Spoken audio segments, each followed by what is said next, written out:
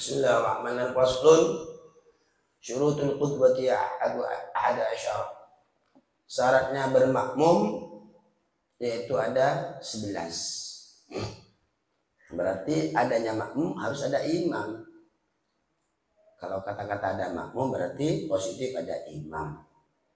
Adapun syaratnya orang bermakmum itu ada 11. Yang pertama, Allah ya'lama butulana salati imamihi. Yang pertama, makmum harus tidak tahu dengan batalnya sholatnya imam.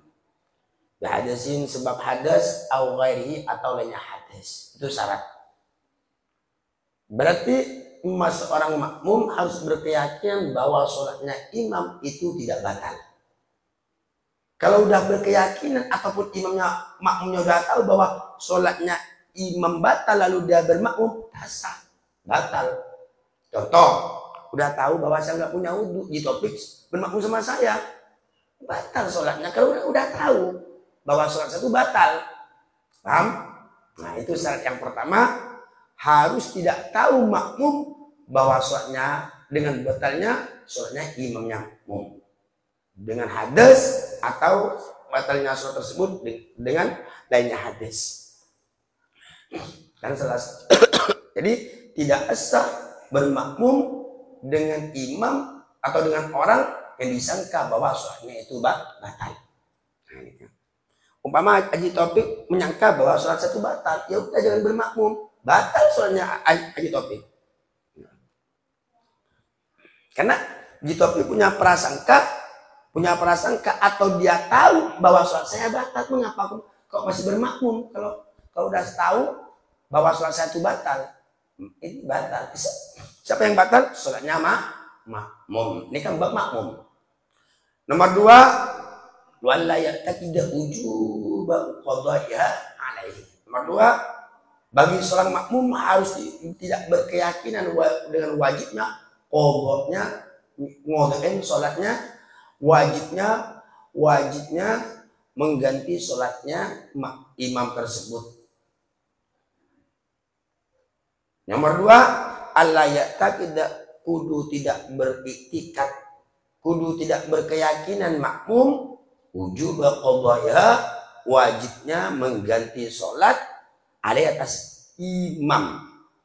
Jadi umpama saya lah contohnya tadi kan gitu. Di topik berkeyakinan ini wajib dikodok soalnya ustaz ini, berarti diganti. Jangan bermakmum. Berarti kalau bermakmum batal sholatnya Haji Taufik sebagai makmum.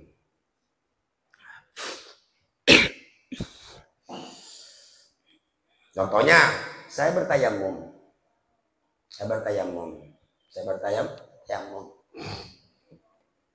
Tahu bahwa saya itu bertayamum, Haji Taufik udah tahu.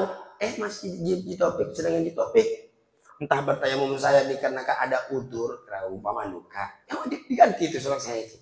Udah tahu bahwa saya bertayamum, contohnya Haji Taufik masih bermakmum dengan saya, batal sholatnya. Mengapa? Karena wajib sholat saya itu wajib diganti atau wajib diqodok. Contoh apa lagi? Saya sholat dihormatil waktu. Umpama tiba-tiba udah tahu bahwa sholat saya itu karena hormat waktu, saya nggak punya wudhu, cuma saya hormat waktu, sholatlah saya, kan wajib diganti sholat saya ini. Masih bermakmum Haji Taufik, tidak sah Haji Taufik. Nah.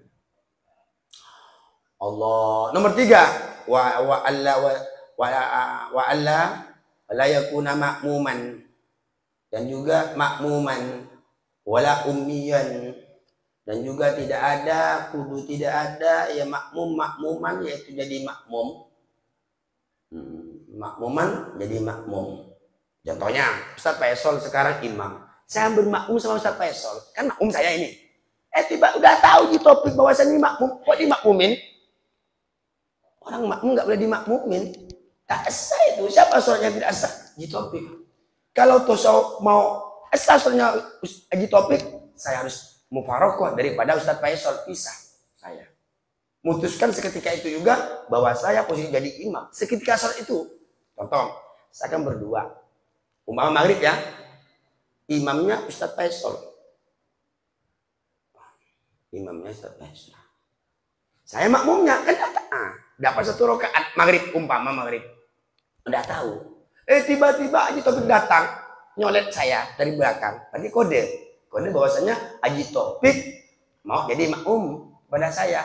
Berarti saya harus lepas hubungan saya mufarokoh, lepas dari Ustaz Faisal harus. Sudah seketika juga saya mufarokoh, bisa daripada Ustaz Faisal sah, baru hukumnya sah. Kalau seumpama tidak mufarokoh, saya tetap bermakmum sama Ustaz Faisal, maka sholat yang batal sholatnya Haji Taufik. Karena tidak boleh, tidak sah makmum dimakmumi lagi. Paham? Allahumma sholli ala Muhammad. Juga syaratnya bermakmum wala ummiyan, kudu tidak ummi. Artinya imamnya pandai baca Quran, sah pembacaannya. Oh, tiba-tiba bermakmum dengan orang yang tidak sah pembacaannya. Artinya bodoh, bermakmum dengan orang bodoh, tak sah. Sampean fasih baca Al-Qurannya, tiba-tiba bermakmum dan orang yang tidak fasih, maka yang tidak sah makmumnya. Sudah tahu imamnya tidak fasih Al-Quran, sampai masih bermakmum. Sudah tahu bacaannya banyak keliru, masih bermakmum. Berarti yang tidak berarti bermakmum kepada orang yang seperti itu, ummi itu namanya, maka hukumnya tidak sah. Karena bagi seorang imam kudu lebih pintar daripada makmumnya. Allahumma sholli ala Muhammad. Ini syarat yang nomor 4 bagi seorang makmum. Wallahu a'lam bishawab. Ta'lim. Bismillahirrahmanirrahim. Qala al-Imam Az-Zarnuji rahimahullah ta'ala wa nafa'ana wal muslimin wa madana bi madadihi wa anwarihi wa aswarihi fid daraini amin. Nomor apa jana? Wa yajibu Ta'lim wa yajibu alaihi ilmu ma yaqulu bi qadri ma yuaddi bil wajiba li'anna ma yatawassalu bihi ila iqamatil fardi yakunu fardhan wa la yatawassalu bihi ila iqamatil wajibi yakunu wajiban wa kadzalika fi shaum wa zakati ila akhirih. Wa yajibu dan wajib alaihi atas orang mukallaf, orang muslim, ilmu ma yaitu mengetahui perkara yang terjadi perkara lalu bagi orang mukallaf biqadri ma dan sekadarnya perkara yuaddi yang menyebabkan perkara lebih dengan perkara al wajibah perkara dengan perkara yang wajib. Mengapa? Li'anna ma yatawassalu bihi, karena sungguhnya perkara tersebut yatawassalu yaitu bisa membuat pelantara, bisa sampai dengan perkara ila iqamatil fardhi, dengan menegakkan perkara yang wajib, yakunu fardhon, maka perkara tersebut jadi fardh. Wala yatawassalu bihi ila iqamatil wajib, dan suatu perkara yatawassalu yang dibuat pelantara bihi dengan perkara ila iqamatil wajib, yaitu menegakkan perkara yang wajib, yakunu ada perkara tersebut wajiban, itu jadi wajib juga. Begini contohnya, puasa itu wajib, puasa wajib, berarti kita belajar ilmu puasa juga wajib. Sholat itu wajib, berarti belajar ilmu sholat yang berhubungan dengan sholat, seperti wudu, batalnya sholat, rukunnya sholat, itu wajib semua. Apabila perkara berhubungan dengan perkara yang wajib, maka kita belajar ilmu tersebut, maka hukumnya wajib. Paham ya? Paham. Orang mukallaf kan wajib, puasa wajib, zakat wajib, orang mukallaf, sholat wajib, berarti dia harus wajib mencari ilmu yang berhubungan dengan perkara yang wajib.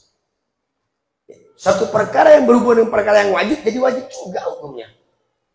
Pertama, Muhammad Khalil atau Muhammad kan tidak, ini belum mukallaf, berarti kan tidak wajib sholat, berarti tidak wajib dia belajar ilmu wudu, tak wajib.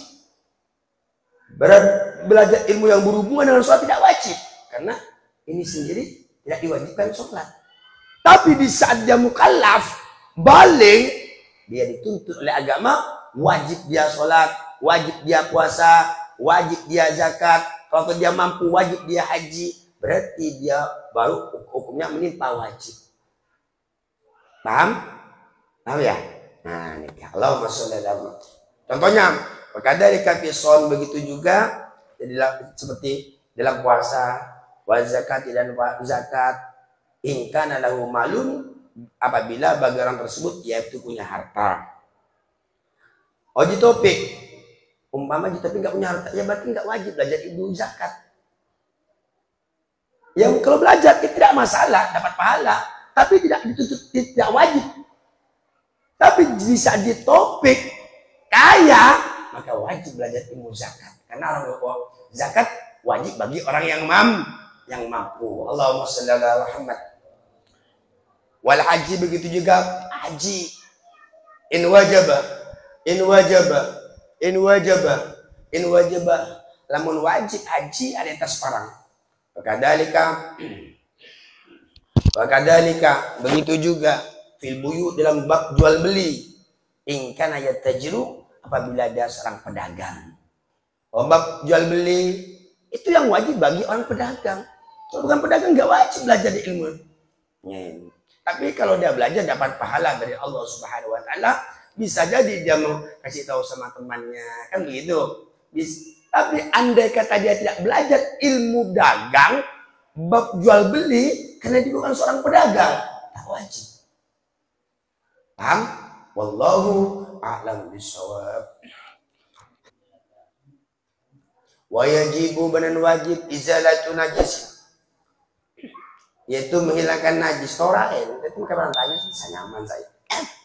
Wajib dan wajib izalatu najisin, yaitu menghilangkan najis ilam yupa, apabila najis tidak dimakan atau dari najis.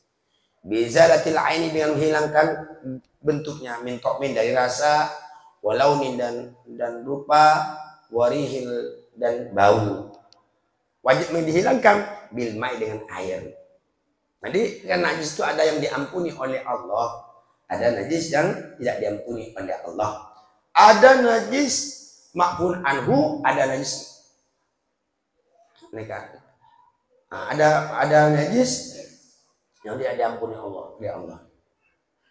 Contohnya ada sekarang kotoran manusia, itu najis yang tidak diampuni oleh Allah, tidak dimakfu, tak spora. Berarti harus baunya habis, tidak ada caranya untuk menghilangkan baunya, tidak ada rasanya. Andai kata kita cicipi, andai kata dicicipin, bekasnya itu harus tidak ada. Baunya rasanya boleh, rupanya harus tidak ada. Ada najis yang diampuni oleh Allah saking dikitnya, seperti jerawat, kan bahasan saya kemarin, yang jerawat sedikit jerawat, nananya sedikit, keluarnya dana, bukan dikenakan kita pites.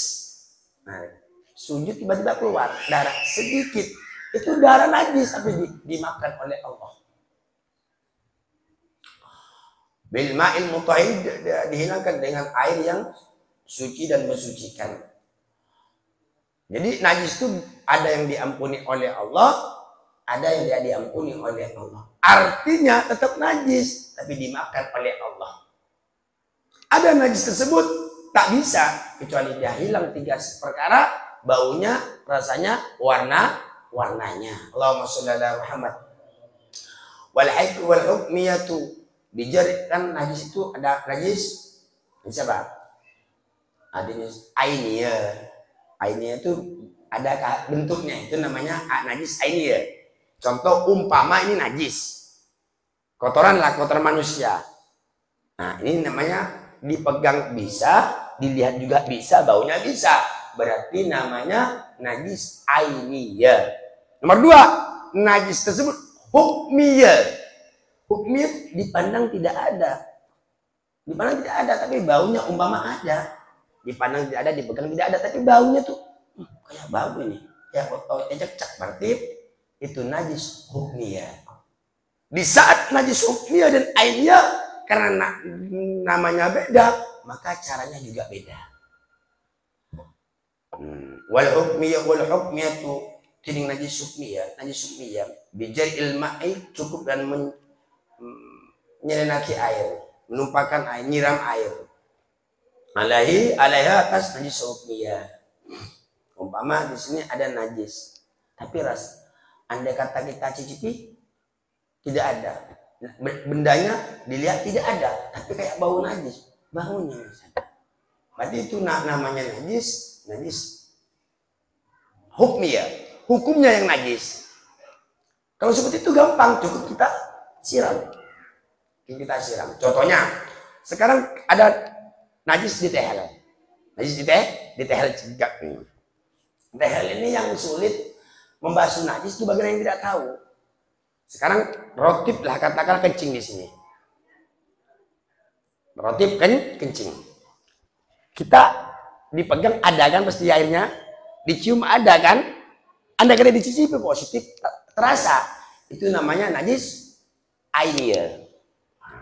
Jadi untuk kalau umpama di tehel kita ambil apa, lap, setelah itu apa, lap, jangan langsung siram, najis semua itu nanti susah sampean.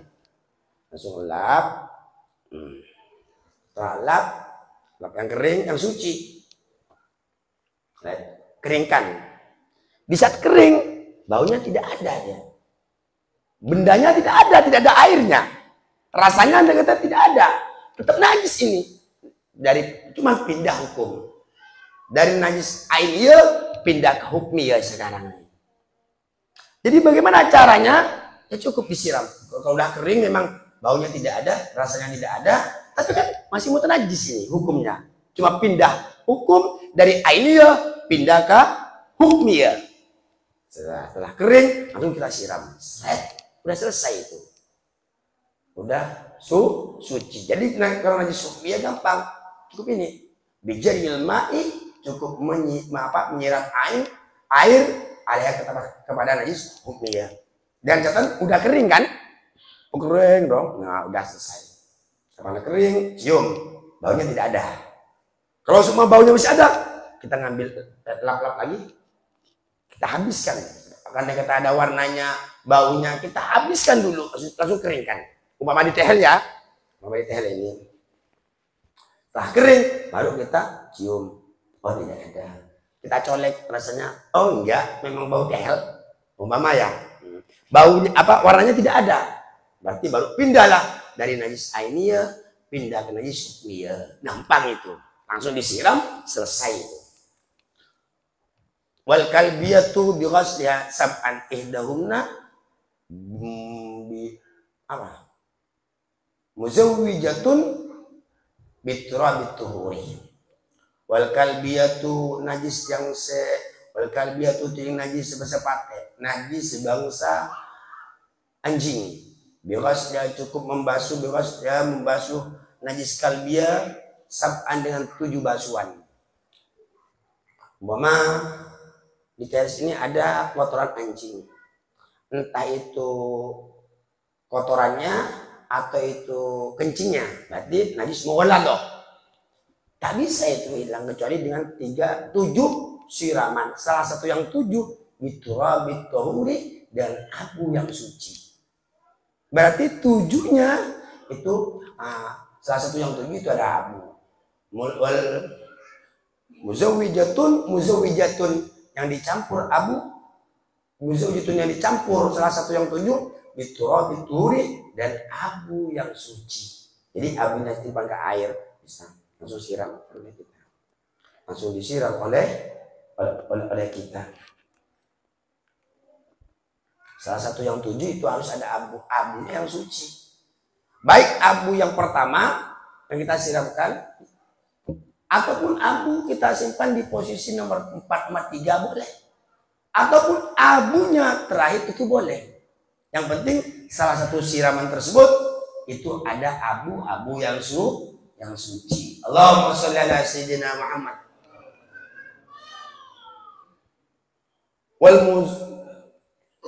Wal muzilatu, adapun basuhan yang menghilangkan lil aini, kebendanya najis, kebentuknya najis, wa in ta'addadat, Wa in ta'addadat, walaupun berulang-ulang berhitung-hitung, albitongan wahidatun pada yaitu tetap dihitung situ. Wahidatun bagaimanapun tetap dihitung satu. Maksudnya begini. Ini najis mughalladhah. Katakanlah najisnya anjing ataupun babi. Kotorannya ataupun kencingnya. Itu najis mughalladhah. Najis yang berat hukumnya. Makanya mughalladhah berat hukumnya. Yang mulai dihitung satu itu kapan? Di saat najisnya hilang. Umpama kita siram satu kali, tiba-tiba hilang. Berarti baru 1, 2, 3 sampai 7. Tapi andai kata kita siram 1 kali, 2 kali, 10 kali, tetap ada aja. Entah baunya yang masih ada atau warnanya, maka belum dihitung. Dan hitungan 7 kali. Jadi yang mau dihitung ini harus posisinya bersih. Andai kata Haji Taufik itu ada kotoran mughalladhah, najis mughalladhah ya, siram 1 kali, tetap ada aja. Entah masih kuning, entah baunya masih ada, 5 kali begitu juga, belum hitungan itu, belum bisa dihitung. Batas perluan dihitung tersebut apabila najisnya selesai baru 1, 2, 3, paham? Salah satu yang 7 itu harus dicampur dengan abu yang suci. Jangankan cuma 7 kali di Taufik yang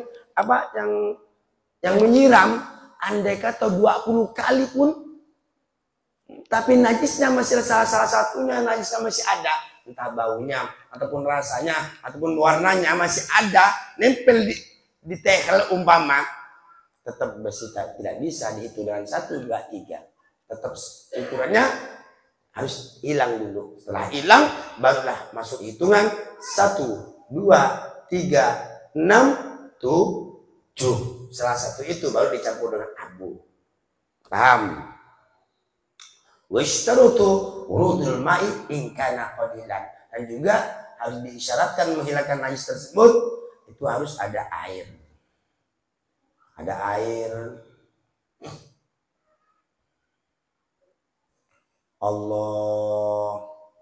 Karena dalam umat Rasulullah itu cara menghilangkan najis bisa dengan batu, bisa dengan air. Ataupun najis ini positif harus dengan air. Nggak bisa dengan batu. Lain dengan najis yang lain. Paham ya? Lain dengan najis yang lain. Tapi kalau najisnya anjing dan babi itu harus air. Kalau bukan air tak bisa. Katakanlah dengan abu yang suci. Sampai 10 kali, 7 kali. Nggak bisa. Tetap harus air. Salah satu air harus dicampur dengan abu yang suci. Wallahu a'lam bishawab. Terakhir, bismillahirrahmanirrahim. Kalau Syekh Al-Imam Al-Qadi rahimallahu ta'ala wa nafa'ana wal muslimin wa madana bimadadihi wa anwarihi wa asarihi fid dharaini amin. Bismillahirrahmanirrahim. Bagus.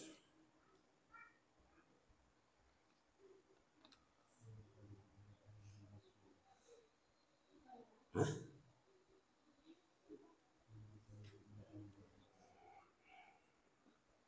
Kemana? Wayang qalibu.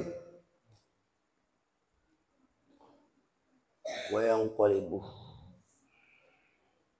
Betul. Wayang qalibu ila ali masrura. Wa ammaman.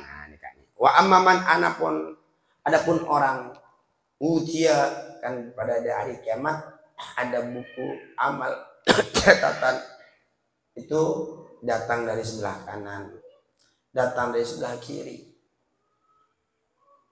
Sebelah kanan dan selesai kita bahas. Berarti menunjukkan orang-orang yang beruntung, orang-orang yang bahagia. Allahumma jalla minhum, amin Allahumma amin. Adapun golongan yang nomor 2, kelompok yang nomor 2, buku amal mereka datang dari sebelah kiri. Naudzubillah. Wa amma man utiya kitabahu bi shimali. Adapun orang yang diberi orang tersebut dari buku catatannya dari sebelah kirinya, fayaqulu, maka mereka berkata, orang tersebut akan berkata, ya laitani, aduh,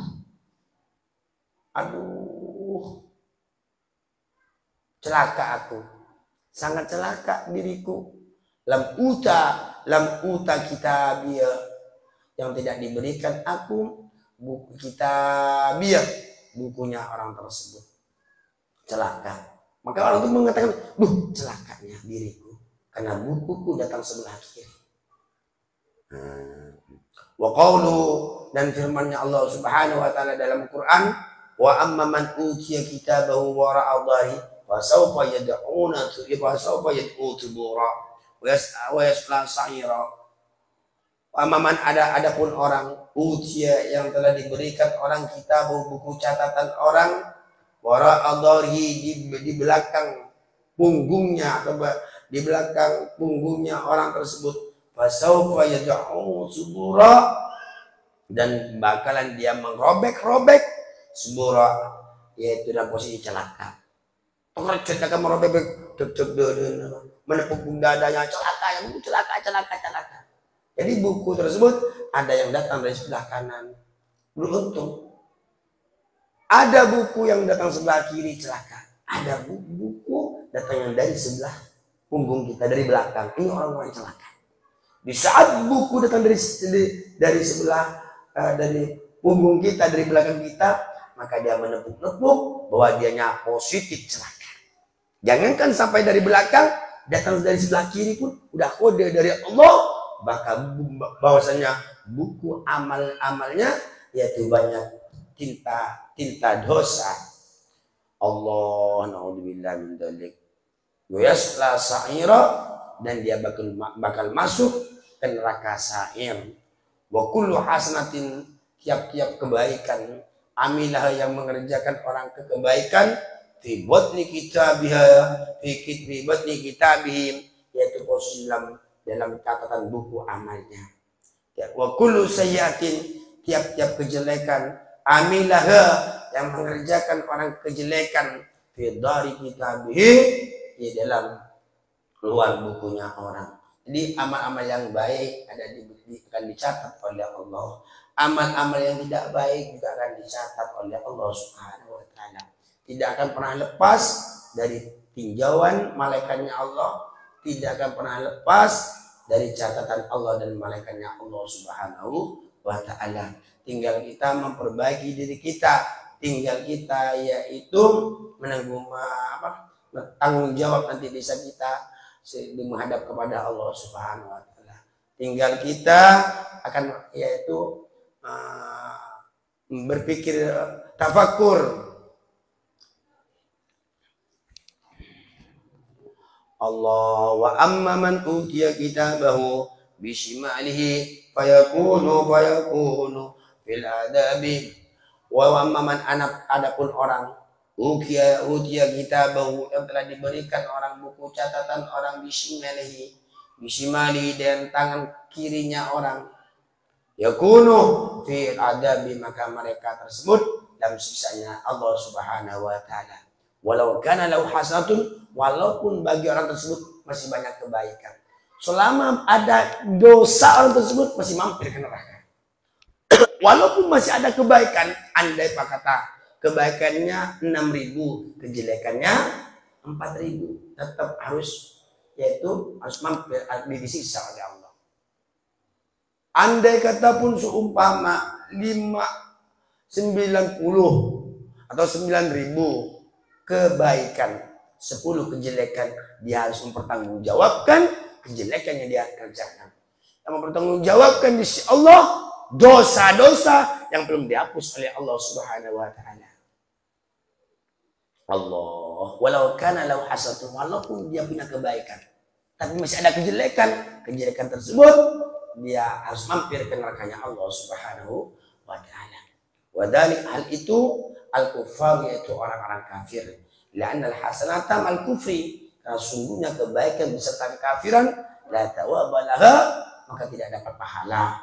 Wa min sifatil kafirin, sebagian dari sifatnya orang kafir, annahu, sungguhnya yakunu jazatuhu mithla jabali Hira'in, jasanya orang kafir yaitu perumpamaan gunung Hira, wa Abi Qubais dan gunung Abi Qubais.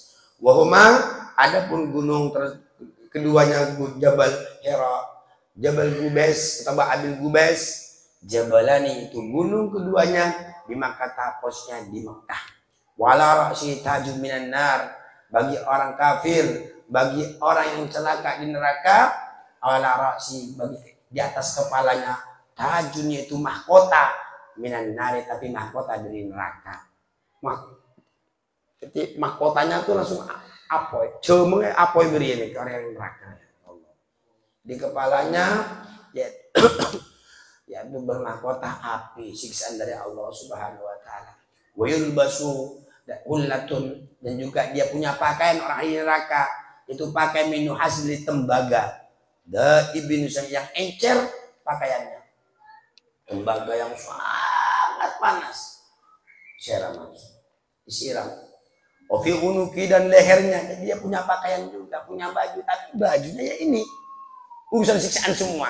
Orang neraka, baik orang kafir ataupun dia orang muslim yang mati masih membawa dosa kepada Allah Subhanahu wa taala, harus mempertanggungjawabkan sewaktu dia hidup di dunia. Ofi unuki, dan di lehernya orang kafir sumratun itu ada api bara, marduk, pas tashtagilu finnar, maka bergejolak ada kudak semua fihi ilam lehernya, an-naru itu api neraka. Allah, di lehernya itu ada mardah. Apa mardah? Bara begini. Yang akan ngebakar leher orang tersebut. Utuwalu, dan dibelenggu yadhu, tangannya orang-orang kafir, ila uluki, sampai ke lehernya. Wa yaswaddu wajhuhu, dan hitam mukanya orang kafir, wa tazaraku ainahu, dan hitam legam ainuhu, yaitu pandangan atau mata keduanya orang kafir. Wa yarju maka kembali orang kafir ila ikhwani, kepada saudara orang kafir.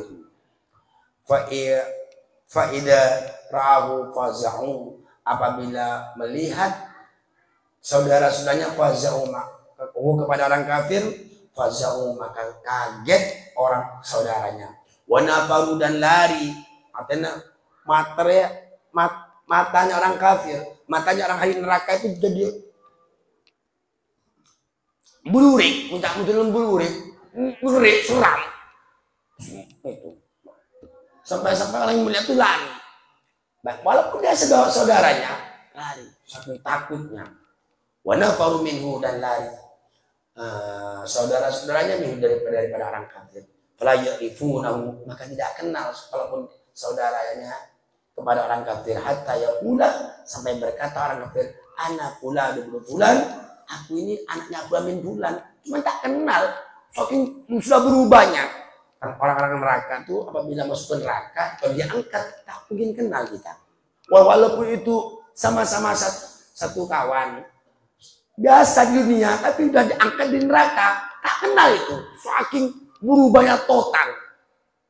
Baik pandangannya, telinganya, mulutnya, lisannya, semuanya berubah udah. Saking ngerinya. Walaupun dikasih tahu, ya dia tahu bahwa saya ini bulan bin bulan. Siapa? Tak kenal itu. Saking ngerinya, bahkan bisa lari. Makanya orang-orang ahli neraka itu orang jelek. Bisa masuk neraka itu jelek. Makanya orang ahli maksiat, pandangan orang yang bersih hatinya pasti dia jelek. Mama ada orang wali, melihatlah orang wanita cantik atau orang ganteng, tapi dia ahli maksiat. Terkadang dilihatnya seperti anjing kepalanya, atau seperti binatang. Belum mati udah kelihatan seperti itu. Cuma bagi orang-orang yang tidak bersih saja, oh itu cantik, oh itu mulus, oh itu ganteng. Padahal bagi orang yang bersih hatinya, dia memandang seperti binatang terkadang kepalanya itu. Makanya sebagian orang aulia itu terkadang tidak menerima tamu. pulang. Gitu. Sebagian orang mulia atau dia pesan sama abdi dalamnya, bilang kamu itu suruh pulang. Padahal jadi ada cerita pada waktu itu ada orang wali punya tamu. Kalau nggak salah cerita ini Syekh Abdul Hamid Pasuruan, sewali Allah itu. Jadi pada waktu itu ada tamu. Assalamualaikum. Saya bilang ada di dalam. Cuma bilang sama hamba abdi dalamnya, cung. Bilang sama tamu itu suruh pulang ya, suruh pulang. Sering terjadi, jadi ditanya.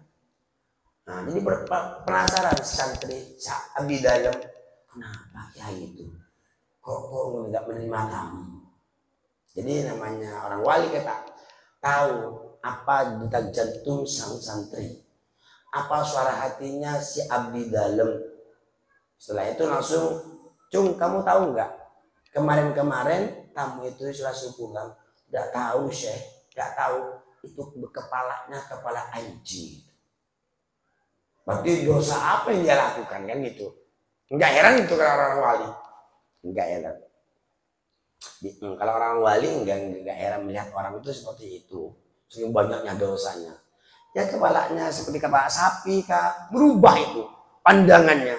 Makanya tidak ada keindahan bagi orang wali melainkan keindahan itu sendiri, yaitu Allah Subhanahu wa Ta'ala. Yang dipandang kita cantik, bisa jadi tidak cantik, seram. Yang dipandang itu indah, ganteng, gagah, bisa jadi pandangnya binatang. Nauzubillah min dzalik. Baik laki-laki yang wali aulia yang laki-laki ataupun perempuan tidak pernah tertarik. Allah biasa itu. Makanya kalau hatinya seorang itu bersih, dia akan tahu, oh ini bercahaya, ini ada cahaya dari Allah, ini bisa ada harapan untuk sembuh umpama sakit.